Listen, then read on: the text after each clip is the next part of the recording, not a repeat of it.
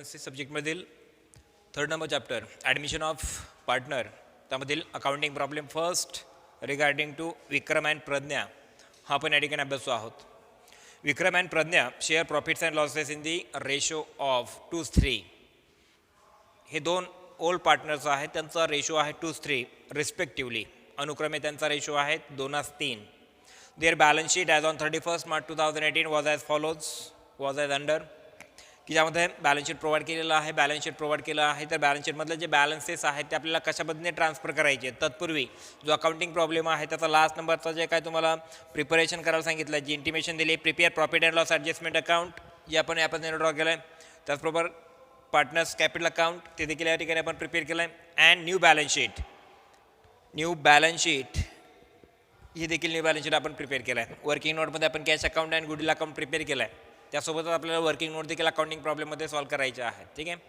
आता वर्किंग नोटमध्ये जे काय तुम्हाला दिलं आहे लास्ट नंबरला 6 ॲडजस्टमेंट्स तुमच्या कंप्लीट झाले. त्यानंतर तुम्हाला काय मेन्शन करून दिलं आहे या ठिकाणी, the capital of all partners to be adjusted in their new profit sharing ratio. New profit sharing ratio तुम्हाला या ठिकाणी कॅल्क्युलेट करायचं आहे. And excess amount be transfer to their loan accounts. या ठिकाणी तुम्हाला कॅपिटल अकाउंट ॲडजस्ट करायचं आहे. कॅपिटल अकाउंट ॲडजस्ट करत असताना तुम्हाला न्यू रेशोमध्ये ॲडजस्ट करायचं आहे. आणि ज्यावेळेला आपल्याला माहिती आहे न्यू रेशो आपण कधी कॅल्क्युलेट करतो की ज्यावेळेला आपल्याला कॅपिटल ॲडजस्ट करायचं आहे. तर या ठिकाणी आपल्याला कॅपिटल ॲडजस्ट करायचं आहे तर आपण या ठिकाणी काय करतो आहे, न्यू रेशो कॅल्क्युलेट करतो आहे. न्यू रेशो कॅल्क्युलेट करत असताना तुमच्या ओल्ड पार्टनरचा रेशो काय दिला, तुम्हाला 2:3 दिला आहे. बरोबर आहे. 2:3 हा तुमचा काय असेल, ओल्ड पार्टनरचा रेशो असेल. जसं की या ठिकाणी विक्रम अँड प्रज्ञा यांचा ओल्ड रेशो आहे 2:3. आपल्याला या ठिकाणी न्यू रेशो कॅल्क्युलेट करायचं आहे. वर्किंग नोटमध्ये हा न्यू रेशो आपण कॅल्क्युलेट करतो आहे. याला देखील वर्किंग नोटमध्ये मेन्शन करायचं आहे. मग यांचा न्यू रेशो कॅल्क्युलेट करत असताना आपण जर विक्रमचा न्यू रेशो कॅल्क्युलेट केला तर त्या ठिकाणी काय असेल, new ratio of Vikram suppose is equal to त्या ठिकाणी 2/5. बरोबर आहे. 2/5. त्यासोबतच आपल्याला प्रज्ञाचा देखील न्यू रेशो कॅल्क्युलेट करायचा आहे. प्रज्ञा आणि लास्टला कोण आहे या ठिकाणी, अवनी, यांचा देखील न्यू रेशो कॅल्क्युलेट करायचं. मग या ठिकाणी न्यू रेशो ऑफ विक्रम त्याचा रेशो आहे 2. विक्रमचा रेशो काय आहे 2/5. दोघांची टोटल या ठिकाणी घ्यायची. त्याचबरोबर प्रज्ञाचा देखील न्यू रेशो काय आहे तुमचा या ठिकाणी, प्रज्ञाचा देखील ओल्ड रेशो काय आहे 3, म्हणून 3/5 याप्रमाणे मेन्शन करायचं आहे. आणि या ठिकाणी ॲडजस्ट नंबर फर्स्टमध्ये काय मेन्शन केलं आहे, Avani shall have 1/4 share in future profit. अवनीने 1/4 फ्युचर प्रॉफिट करिता त्या ठिकाणी शेअर आणला आहे, म्हणून या ठिकाणी 1/4 याप्रमाणे असेल 1/4. तर एक लक्षात घ्या, न्यू रेशो कॅल्क्युलेट करताना नेहमी तुम्हाला बॅलन्स ऑफ 1 माहीत पाहिजे. Balance of 1 is equal to incoming partner share. बरोबर आहे. जसं की त्याचा बॅलन्स ऑफ 1चं इक्वेशन काय आहे की 1 मायनस इनकमिंग पार्टनर शेअर. आता या ठिकाणी अवनीच शेअर म्हणूयात आपण, अवनीच शेअर. मग balance of 1 is equal to 1 minus Avani share. मग या ठिकाणी इज इक्वल टू 1 मायनस अवनीचा शेअर काय आहे 1/4. अवनीचा फ्युचर प्रॉफिट करता शेअर आहे 1/4, म्हणून या ठिकाणी 1/4. म्हणून या ठिकाणी काय असेल इक्वेशन 3/4 ह्याप्रमाणे 3/4 हा असेल तुमचा बॅलन्स ऑफ 1. मग न्यू रेशोचं इक्वेशन काय आहे की new ratio is equal to old ratio multiply balance of 1. बरोबर आहे. Old ratio multiply balance of 1. या ठिकाणी 3/4. या ठिकाणी देखील ओल्ड रेशो 3/5. इथे मल्टिप्लाय बॅलन्स ऑफ 1 म्हटलं 3/4. इथे देखील आपल्याला काय करायचं आहे आपण. आता इथे मल्टिप्लिकेशन आहे म्हणून 3 × 2 इज इक्वल टू 6. ठीक आहे. 4 × 5 इज इक्वल टू 20. 6/20 किंवा 6/20. त्यानंतर 3 × 3 is equal to 9/4 × 5 is equal to 20. ठीक आहे. मग लक्षात घ्या, या विक्रमचा जो शेअर आहे, विक्रमचा जो आपल्याला न्यू रेशो मिळाला आहे 6/20. प्रज्ञाचा देखील न्यू रेशो मिळाला 9/20. दोघांचे रेशो, दोघांचाही छेद काय आहे 20 सेम आहे. आता या ठिकाणी लास्टला देखील या ठिकाणी अवनीच्या बाबतीमध्ये जर आपण विचार केला तर अवनीच्याही बाबतीमध्ये इथे लास्टला छेद किती यायला पाहिजे 20. म्हणून या ठिकाणी या 4ला कितीने मल्टिप्लाय करायला पाहिजे तुम्ही 5ने. बरोबर आहे. म्हणून या ठिकाणी मल्टिप्लाय 5ने केलं, मल्टिप्लाय 5ने करायचं म्हणजे 20 येतील. मग मल्टिप्लाय 5ने केलं म्हणून छेदस्थानी 5 आणि अंशस्थानी देखील 5 मेन्शन करायचे. ठीक आहे. म्हणजे 4 × 5 इज इक्वल टू 20 आणि 5 × 1 इज इक्वल टू 5 याप्रमाणे. म्हणजे या ठिकाणी तुमचा न्यू रेशो काय मिळाला आहे तुम्हाला या ठिकाणी 695. बरोबर आहे. 695 हा तुमचा असेल न्यू रेशो. या न्यू रेशोमध्ये तुम्हाला काय करायचं आहे, पार्टनरचं कॅपिटल ॲडजस्ट करायचं. समजलं, ही असेल वर्किंग नोट फर्स्ट. समजलं, वर्किंग नोट कॅल्क्युलेट करताना new ratio is equal to old ratio multiply balance of 1. मग या ठिकाणी old ratio balance of 1, old ratio तुम्हाला दिला आहे विक्रमचा 2 डिवायडेड बाय 5. 2 डिवायडेड बाय 5 कसं आलं, 2:3 रेशो आहे म्हणून 2 डिवायडेड बाय 5. त्यानंतर प्रज्ञाचा रेशो देखील ओल्ड रेशो आला 3 डिवायडेड बाय 5 म्हणजे 3 डिवायडेड बाय 5. आणि इथे 1/4 शेअर कोणाचा होता, अवनीचा, हे आपण कॅल्क्युलेट केलं. त्यासोबत मल्टिप्लिकेशन केलं आपण बॅलन्स ऑफ 1चं. बॅलन्स ऑफ 1 म्हणजे काय असतं, नेहमी balance of 1 is equal to 1 minus incoming partner share. Incoming partner share या ठिकाणी ॲडजस्टमेंट नंबर फर्स्टमध्ये दिला आहे. मग 1 मायनस 1/4 बरोबर आहे. मग या इज इक्वल टू आला 3/4. 3/4 काय तुमचा, 3/4ला म्हणायचं आहे बॅलन्स ऑफ 1. म्हणून old ratio multiply balance of 1, old ratio multiply balance of 1, old ratio of Avani किंवा शेअर ऑफ अवनी मल्टिप्लाय. या ठिकाणी आपण काय केलं, ओल्ड पार्टनरचे जे काय छेद होते ते सारखे होते, बरोबर आहे. मग न्यू पार्टनरचाही छेद तेवढा 20 यायला पाहिजे. म्हणून या ठिकाणी 1 डिवायडेड बाय 4ला, इथे 4ला आपण काय केलं, 5ने मल्टिप्लाय केलं म्हणून छेद 20 आला, बरोबर. मग ज्याने मल्टिप्लाय केलं त्यालाच अंशस्थानी आपल्याला कंटिन्यू करायचं. म्हणजे अशा पद्धतीने तुम्हाला इथे जो न्यू रेशो मिळाला 6 divided by 20, 9 divided by 20 and 5 divided by 20. म्हणून याचा जो छेद समान आहे म्हणून न्यू रेशो मिळाला 6, 9, 5. यामध्ये तुम्हाला न्यू रेशो कॅल्क्युलेट करायचा. आणि या ठिकाणी आपण न्यू रेशो कॅल्क्युलेट का केला, तर आपल्याला या ठिकाणी कॅपिटल ॲडजस्ट करायचं आहे आणि एक्सेस कॅपिटल आपल्याला पार्टनर्स लोन अकाउंटला ट्रान्सफर करायचं. ठीक आहे, एक्सेस कॅपिटल कुठं ट्रान्सफर करायचं, जसं की या ठिकाणी पार्टनर्स लोन अकाउंट, हे जे लोन अकाउंट दिसतं ना तुम्हाला इथे ट्रान्सफर करायचं. ठीक आहे, आता हे झालं ॲडजस्ट नंबर किंवा ही झाली वर्किंग नोट.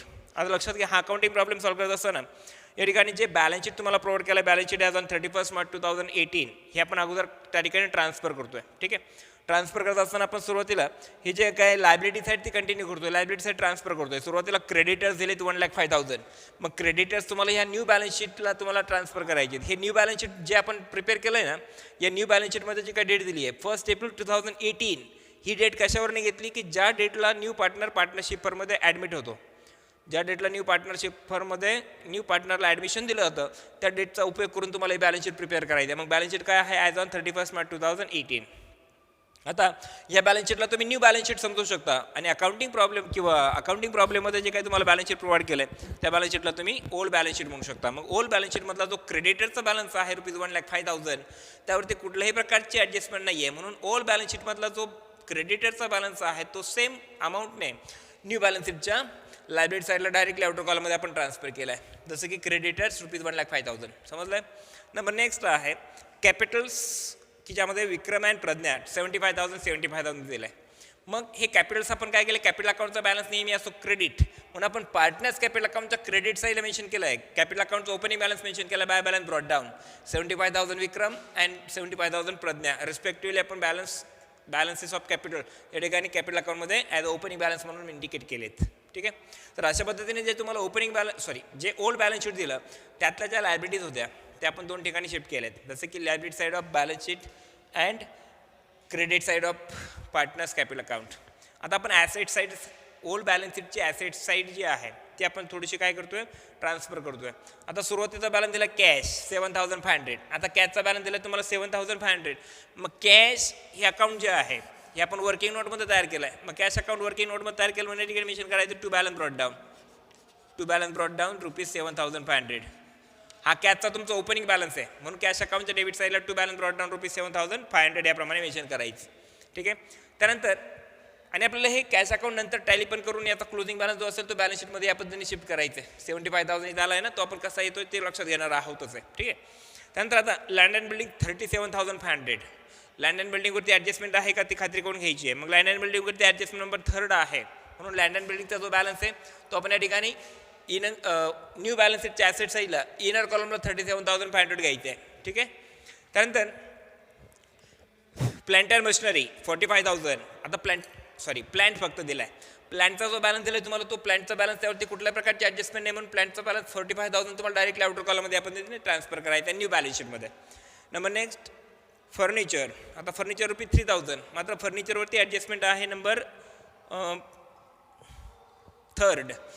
फर्निचरवरती ॲडजस्टमेंट आहे डेप्रिसिएशनची म्हणून फर्निचरला पण देखील इथे न्यू बॅलन्स शीटमध्ये इनर कॉलमला 3,000 म्हणून मेन्शन केलं आहे. त्यावरती ॲडजस्टमेंट म्हणून आपण एक लाईन ब्लँक असू द्यायची आहे, दिली आहे. ठीक आहे, नंबर नेक्स्ट आहे स्टॉक 75,000. आता स्टॉक देखील आपण न्यू बॅलन्स शीटमध्ये कंटिन्यू केला आहे. स्टॉक त्याची अमाऊंट देखील इनर कॉलमला 75,000 इन्क्लूड केली आहे. आणि नंबर लास्ट दिला डेटर्स 87,000. डेटर्स देखील ॲसेट की ज्याप्रमाणे आपण न्यू बॅलन्स शीटमध्ये आहे. डेटर्सवरती ॲडजस्टमेंट असल्या कारणाने डेटरची अमाऊंट आपल्याला न्यू बॅलन्स शीटच्या ॲसेट साईडला इनर कॉलममध्ये शिफ्ट करायची आहे. तर अशा पद्धतीने जे ओल्ड बॅलन्स शीट तुम्हाला दिलेलं आहे ते टोटल आपण ब्लँक केलेलं आहे, ते टोटल आपण शिफ्ट केलेलं आहे. कुठे शिफ्ट केलेलं आहे? न्यू बॅलन्स शीटमध्ये. म्हणजे ओल्ड बॅलन्स शीटमधले सर्व बॅलन्सेस आपल्याला न्यू बॅलन्स शीटमध्ये शिफ्ट करायचे आहेत की जे आपण केलेले आहेत. ठीक आहे. आता आपण ॲडजस्टमेंट्सकडे जातो आहे. ते agree to admit Avani as a partner. त्यांनी पार्टनर म्हणून अवनीला त्या ठिकाणी पार्टनरशिपमध्ये ॲडमिट करून घेतलं आहे. कधी घेतलं आहे? On 1 April 2018 on the following term. खालील टर्म्स कंडिशनप्रमाणे त्या ठिकाणी अवनीला ॲज अ न्यू पार्टनर म्हणून त्या ठिकाणी काय केलं? ॲज अ न्यू पार्टनर म्हणून त्या ठिकाणी पार्टनरशिपमध्ये इन्क्लूड केलं आहे, ॲडमिट केलं आहे. तर ह्याच अनुषंगाने आपण फर्स्ट नंबर ॲडजस्टमेंट या ठिकाणी कंटिन्यू करतो आहे. Avani shall have 1/4 share in future profit. या माध्यमातून आपल्याला फक्त या ॲडजस्टमेंटचे इफेक्ट्स किंवा एंट्री कुठेही पास होणार नाही आहे. मात्र यातनं आपल्याला कळालं की न्यू पार्टनरचा जो फ्युचर प्रॉफिट शेअरिंग रेशो असेल, फ्युचर प्रॉफिट जो आहे त्याचा जो शेअर आहे तो किती आहे, जसं की या ठिकाणी 1/4 दिला आहे, तो आपल्याला या माध्यमातून समजलेला आहे. अदरवाईज तुम्हाला कुठलाही इफेक्ट या ठिकाणी द्यायची गरज नाही आहे. किंवा या 1/4 शेअर इन फ्युचर प्रॉफिटमुळे तुम्हाला न्यू रेशो कॅल्क्युलेट करता आला. ठीक आहे. त्यासोबतच याचे जे काही आणखी बेनिफिट किंवा याचे जे आपल्याला युटिलायझेशन करायचं आहे 1/4 शेअरचं ते देखील आपण करणार आहोत. तर मात्र आता तरी तात्पुरत्या स्वरूपामध्ये कुठल्या प्रकारच्या इफेक्टचा आपण या ठिकाणी उपयोग करत नाही ॲडजस्टमेंट नंबर फर्स्टसाठी. सेकंड नंबर ॲडजस्टमेंट दिली आहे. He shall bring ₹37,500 as his capital. त्या ठिकाणी 37,500 ॲज कॅपिटल म्हणून त्या ठिकाणी अवनीने आणलेत. मग आपण एंट्री काय पास करणार त्यासाठी? म्हणजे जर नवीन पार्टनरने जर कॅपिटल आणलं असेल ॲज अ न्यू पार्टनर म्हणून, तर त्या ठिकाणी आपण एंट्री काय पास करतो? Cash account debit to Avani's capital account. Cash account debit to Avani's capital, कारण अवनी या ठिकाणी नवीन पार्टनर आहे. मग cash account debit ₹37,500 to Avani's capital account credit ₹37,500. तर ही एंट्री तुम्हाला काय करायची या ठिकाणी? पास करायची. मग एंट्री पास करत असताना एंट्री काय पास झाली की cash account debit to Avani's capital account. मग या एंट्रीत आपल्याला लेजर पोस्टिंग करायची आहे. Suppose cash account debit to Avani's capital account. ठीक आहे. मग cash account debit to Avani's capital account. मग आता कॅश अकाउंटच्या डेबिट साईडला अमाऊंट किती यायची? 37,500. ठीक आहे. याचा लगेच लेजर पोस्टिंग करून टाका तुम्ही. कुठे?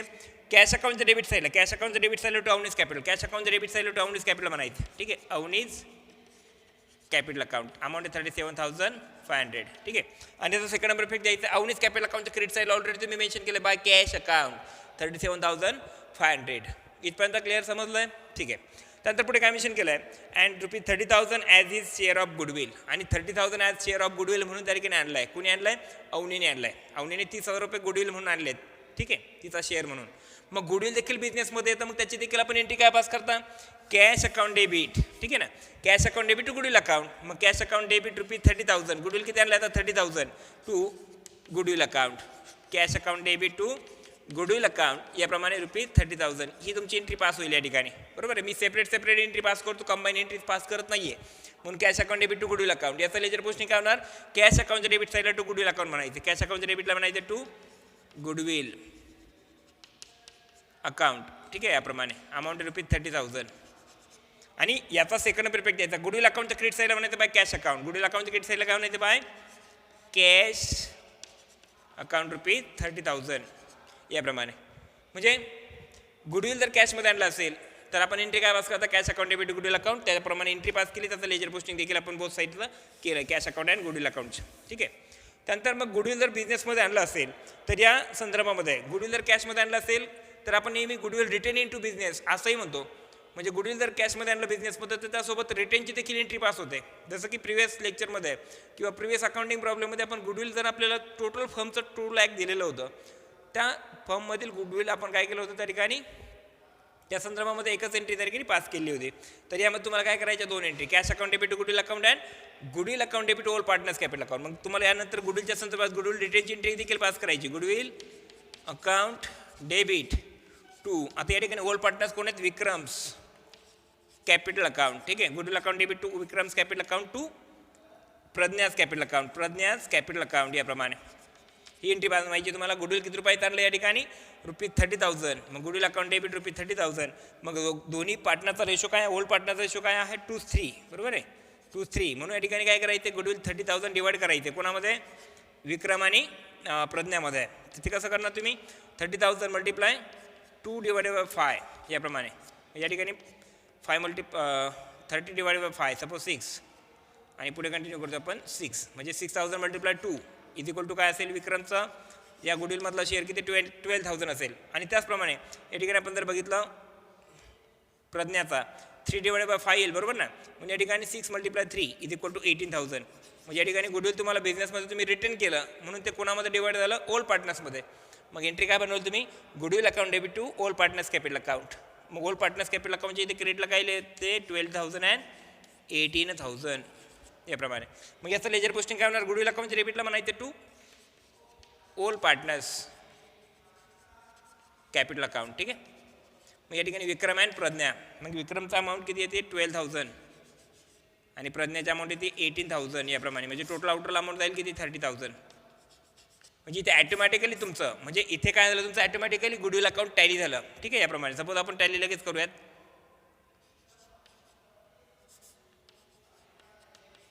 गुडविल अकाउंट तुमचं ॲटोमॅटिकली काय होतं, या ठिकाणी टॅली होतं.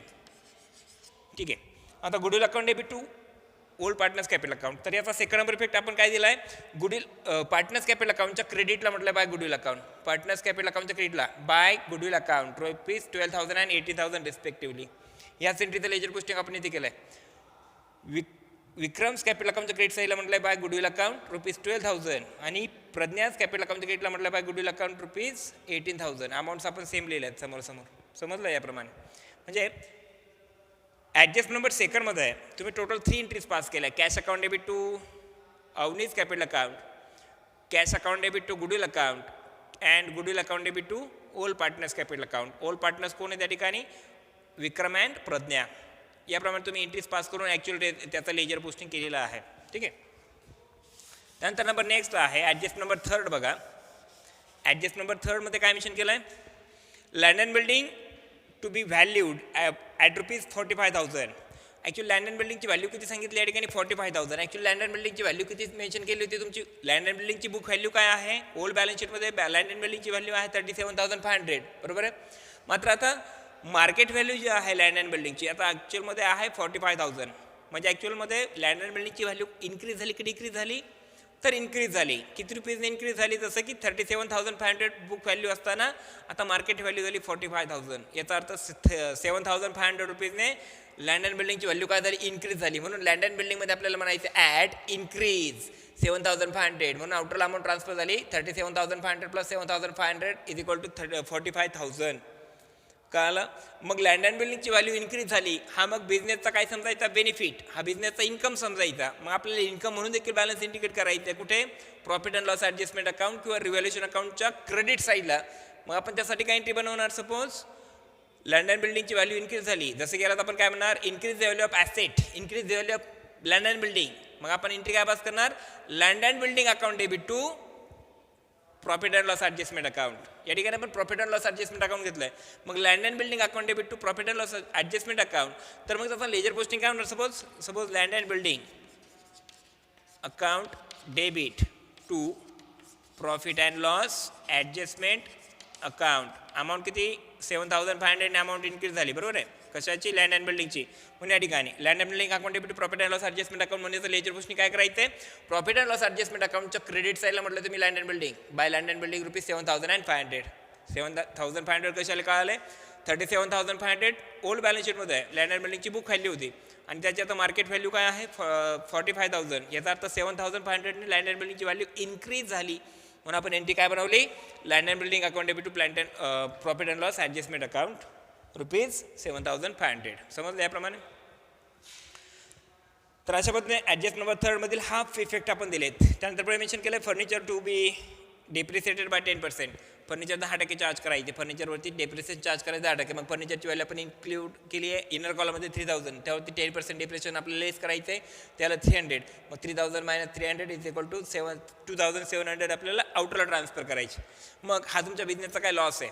हा लॉस आपल्याला कुठे इंडिकेट करायचा रिव्हॅल्युएशन अकाउंट किंवा प्रॉफिट अँड लॉस ॲडजस्टमेंट अकाउंटच्या डेबिटला. मग एंट्री काय पास करणार तुम्ही सपोज या ठिकाणी profit and loss adjustment account debit to furniture account. ठीक आहे, profit and loss adjustment account debit ₹300. ठीक आहे, टू काय आहे furniture account, to furniture account. मी शॉर्टकटमध्ये लिहितोय, समजावून घ्या याप्रमाणे. मग या ठिकाणी एंट्री काय बदलली profit and loss adjustment account debit to furniture account. म्हणून प्रॉफिट अँड लॉस ॲडजस्टमेंट अकाउंटच्या डेबिट साईडला नाही दे टू फर्निचर अकाउंट ₹300 याप्रमाणे. ही असेल ॲडजस्टमेंट किंवा ही असेल एंट्री आणि त्याचं लेजर पोस्टिंग तुम्हाला करायचं या पद्धतीने. मग एंट्री काय बदलली profit and loss adjustment account debit to furniture account ₹300. मग याच एंट्री तुम्ही काय केलं लेजर पोस्टिंग केलं की प्रॉफिट अँड लॉस ॲडजस्टमेंट अकाउंटच्या डेबिटला टू फर्निचर अकाउंट ₹300 आपण मेन्शन केलं. तर याच्यामध्ये ॲडजस्ट नंबर 3चे इफेक्ट्स तुम्हाला समजले आहेत. ॲडजस्ट नंबर 4 किंवा ॲडजस्ट नंबर या ठिकाणी काय मेन्शन केली डायरेक्टली 5 म्हणून या ठिकाणी इन्क्लूड केली आहे, मेन्शन केली आहे. तर 5 मध्ये मग आपण कंटिन्यू करतो की provision for bad and doubtful debts. Provision for bad and doubtful debts is to be maintained at 5% on sundry debtors. Sundry डेटर्सवरती काय झालं या ठिकाणी 5% RDD चार्ज करायचं आहे. मग RDD तुमच्या बिझनेसचा लॉस आहे. मग एंट्री काय पास करणार तुम्ही किंवा सन्ड्री डेटर्समधून 5% RDD लेस केला. जसं की लेटेस्टची अमाऊंट 87,000 आहे, त्यातनं लेस RDD @5%. मग त्यावरती काही जी अमाऊंट आली तुमची 4,350 ही RDDची व्हॅल्यू आली. मग 87,000 मायनस 4,350 आउटरला अमाऊंट ट्रान्सफर केली 82,650 याप्रमाणे. आणि तो RDDचा सेकंड नंबर इफेक्ट आपण काय केला आहे ॲज अ लॉस म्हणून आपण प्रॉफिट अँड लॉस ॲडजस्टमेंट अकाउंटच्या डेबिटला मेन्शन केला. मग त्याच्यासाठी काय एंट्री बनवली आपण profit and loss adjustment account debit. Suppose amount आहे 4,350 टू RDD अकाउंट याप्रमाणे 4,350 याप्रमाणे. मग याचं लेजर पोस्टिंग कसं केली की प्रॉफिट अँड लॉस ॲडजस्टमेंट अकाउंटच्या डेबिटला म्हटलं टू RDD अकाउंट. ठीक आहे ना, टू RDD अकाउंट याप्रमाणे. टू RDD अकाउंट 4,350 याप्रमाणे. अशा पण ॲडजस्ट नंबर